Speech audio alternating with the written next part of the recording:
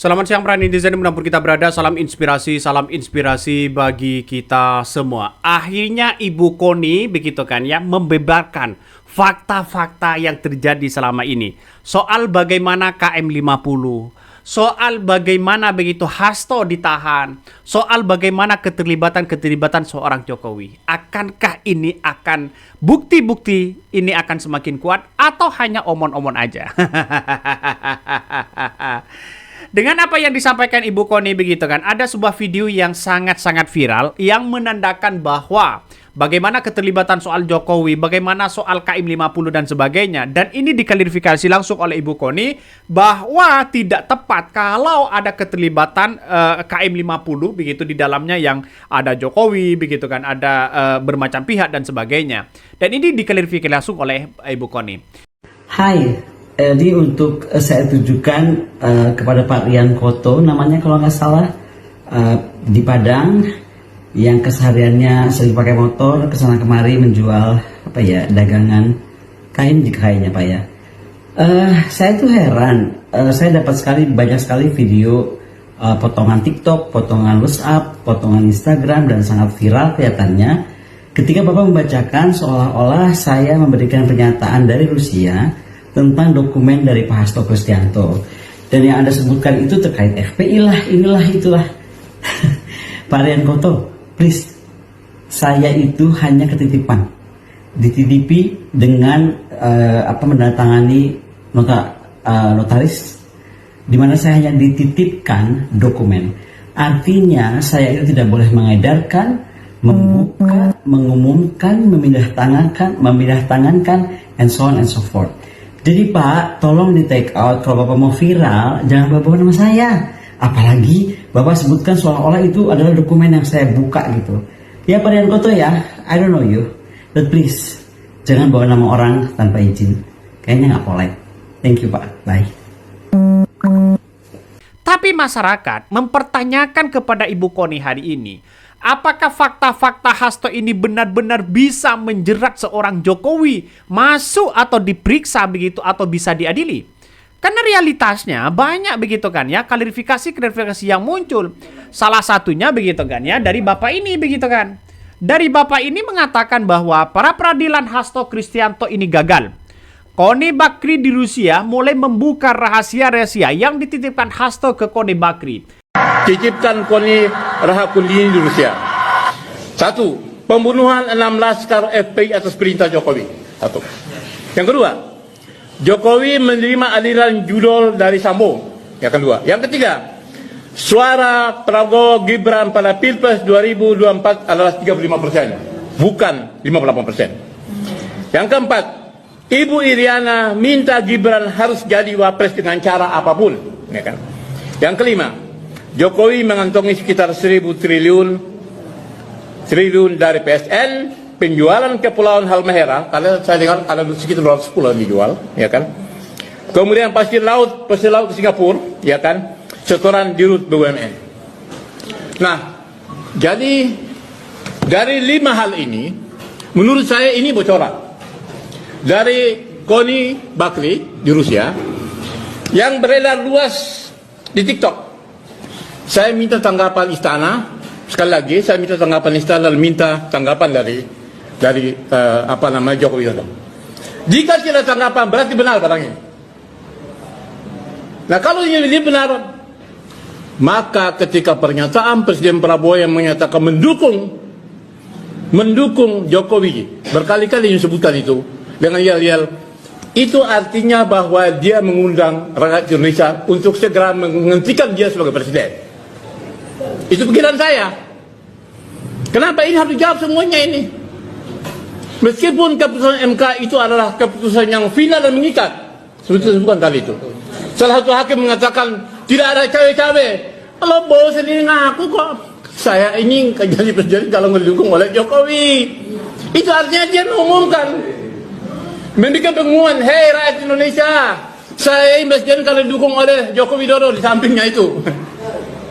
Nah itu, jadi ini artinya bahwa perlu kita melakukan penekanan. Kita perlu mengirim delegasi, ya kan, selesai ini TPUA bersama dengan Komite Nasional Perempuan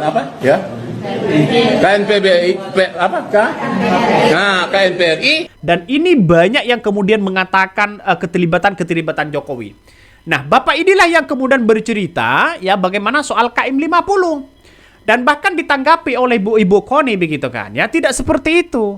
Nah, inilah yang akan terjadi. Akankah Hasto ya file-file dokumen-dokumen penting itu begitu kan ya juga sama dengan apa yang kemudian disampaikan oleh Bapak ini. Nah, itu kan faktanya kan. Yang dicari itu faktanya sekarang untuk mengadili seorang Jokowi ya. Bahkan ini Bu Koni hanya titipan, artinya tidak dibantah bahwa dokumen itu benar adanya. Apakah negara ini tidak bisa menyita untuk kepentingan penyidikan? Rakyat tentu bertanya-tanya, ada skandal besar apa di antara para elit ya sok kuasa itu. Nah, ini makanya dengan adanya seperti ini, apa yang kemudian disampaikan dan dititipkan oleh Ibu Koni seharusnya diungkapkan kepada publik. Toh pada hakikatnya Hasto sudah ditahan. Ini kalau tidak diungkapkan ya bisa saja masyarakat mengatakan hanya omon-omon doang. Maka pemuja-pemuja Jokowi semakin tertawa lepas. Tertawa lebar begitu kan. Kenapa? Karena menunggu bukti-bukti yang ada, yang kabarnya hanya menjadi gertakan ya kepada para penegak hukum di situ, pada akhirnya hanya omon-omon doang. Itu kan logikanya. Jadi saya kira Ibu Koni harus memberikan klarifikasi yang jelas, berikan begitu kan ya dokumen-dokumen itu. Saya siap menunggu begitu. Apalagi untuk mengadili seorang Jokowi, kan itu logikanya bos ya. Kemarin keluar-keluar segala cerita, giliran Hasto ditahan cepat-cepat klarifikasi.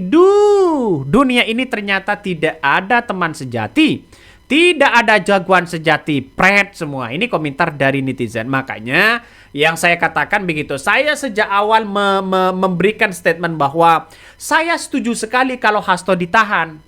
Kenapa? Dan terbukti sekarang Hasto ditahan. Biar apa? Biar nyanyian-nyanyian Hasto semakin memuncak. Nyanyian-nyanyian Hasto semakin keluar di situ. Bukti-bukti yang ada bagaimana soal keterlibatan seorang Mulyono. Nah, ini yang harus kita ungkapkan kepada publik, bos. Biar tidak menjadi spekulasi. Kayak dugaan ijazah palsu, begitu kan ya. Kayak yang kemudian keterlibatan seorang Jokowi. Ini harus diungkapkan secara fakta, bukan secara pengakuan. Percuma ada video-video banyak, 100 dan bahkan ribuan. Kalau toh pada hakikatnya itu adalah sebagai pengakuan, bukan sebagai alat bukti yang kuat secara forensik dan autentik, itu tidak bisa orang itu ditahan. Jadi beda begitu kan. Ini kan pasti nihil lah buktinya begitu. Buktinya pasti nihil ya. Dan itu sudah diakui oleh Hasto bahwa walaupun buktinya secara real masih belum ada, tapi pengakuan itu mengarah kepada bukti ya. Walaupun benar ada cerita ini, ada cerita itu, tapi kalau tidak ada buktinya nihil juga di pengadilan. Semuanya bersifat dengan bukti-bukti yang kuat ya. Coba kita baca lagi. Bukankah pernyataan Koni ini justru membuktikan bahwa isi dokumen tersebut benar adanya? Makanya bantah dong dengan apa yang kemudian disampaikan oleh Bapak itu. Soal keterlibatan KM 50, soal kemudian dapat dari Judol, semua dan kemudian ada aliran dana dari Sambo dan sebagainya. Itu seharusnya dibantah dengan bukti-bukti yang ada, bukan pengakuan. Artinya apa? Artinya kalau Bapak ini mengungkapkan seperti itu, Ibu Koni seharusnya mengungkapkan secara fakta begitu kan ya. Apakah kalau sudah Hasto ditahan atau menyelamatkan diri masing-masing? Ngeri kan? Ngeri pada akhirnya begitu ya. Dia teriak-teriak, dulu teriak-teriak ada bukti, sekarang orangnya sudah ditangkap. Sekarang bicara seperti ini. Dagelan Anda Pak, Bu, ya bukti atau apa? Ini komentar dari netizen. Bahkan ya banyak netizen dan bujur salah besar tentang apa yang dibawa Ibu Koni ini. Ya, top secret file akan dibuka, ya diurai dari urai ban urai, ya diurai one by one. Ya, jangan cuma karena seorang Hasto negeri ini hancur, sesama anak bangsa saling bunuh dan sebagainya. Makanya dengan ada seperti ini, ya, kalau ini bersifat pengakuan dan bukti-bukti yang kemudian masih belum cukup, lalu kemudian dijadikan sebagai dokumen penting di Rusia, buat apa? Buat apa? Kan itu logikanya. Dokumen penting itu, begitu kan, ya dinotariskan, ya itu kan harus ada bukti secara sah. bukti secara sehat, bukti secara autentik. Contoh misalnya begitu kan. Ini tidak jauh-jauh ya. Misalnya beli rumah, ada bukti surat SHM dan itu secara sebagai bukti autentik di situ begitu kan. Kalau toh pada hakikatnya ada orang yang mengaku, wah ini rumah saya, tapi tidak punya sertifikat, tidak bisa dijadikan sebagai alat bukti untuk dipersidangkan. Secara hukum tidak sah. Dan ini sama dengan Hasto. Buat apa ada pengakuan secara dokumen-dokumen penting, lah bahkan dilegalkan ya menjadi notaris begitu kan ya, kabarnya begitu kan. Buat apa di situ kalau hanya sifat pengakuan? Dan itu secara logika. Pasti kalah dengan bukti yang kuat di situ. Jadi artinya apa? Artinya bahwa apa yang kemudian disampaikan Ibu Koni juga dibantah sekarang begitu kan. Dibantah bahkan ditantang oleh seorang Jokowi. Bu Koni ya suhimu si Hasto ya yang ngancam ada data yang bisa menghebohkan negara. Nah, kamu malah ngeles sekarang bawa-bawa notaris, nggak bisa buka kan? Kutu kompret semuanya. Padahal udah banyak yang senang Hasto ditangkap. Semoga datanya ini dibuka. Aduh. malah pendukung-pendukung Jokowi ini tertawa, bos. Ya kenapa? Ya apa yang kemudian disampaikan PDIP, ya Hasto PDIP ini dianggap omon-omon doang begitu. Pada akhirnya hanya gertak sana sini begitu. Maka kalau saya pribadi begitu kan, menganalisa gampang ya. Kenapa PDIP tidak menyerah saja gabung ke pemerintahan Prabowo? Ya sambil Prabowo diam-diam begitu kan ya, mainkan kuda Troyanya di situ. Artinya secara politik, mainkan politik secara terselubung. Kan itu logikanya. Ini kan diam-diam bisa lulu, bisa sana sini begitu kan. Ya gampang untuk menyingkirkan seorang Jokowi dan Gibran. Kan pada akhirnya begitu.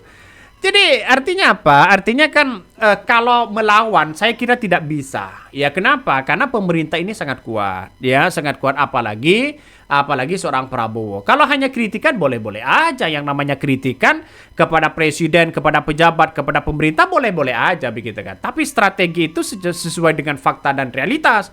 Karena masyarakat hari ini cerdas. Apa yang dilakukan oleh seorang PDIP, oleh seorang Hasto begitu kan ya di masa lalunya 2014-2019 bersama dengan Jokowi dianggap sebuah apa begitu kalau sudah seperti ini sekarang, dianggapkan cakar-cakaran, dianggap sebagai mengungkapkan fakta-fakta ini fakta itu, salahkan ini salahkan itu pada akhirnya.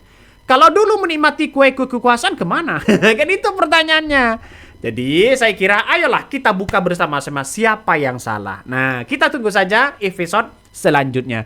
Mungkin itu yang kami sampaikan ya. Tonton terus channel Hodari Podcast Rakyat ini. Jangan lupa di subscribe.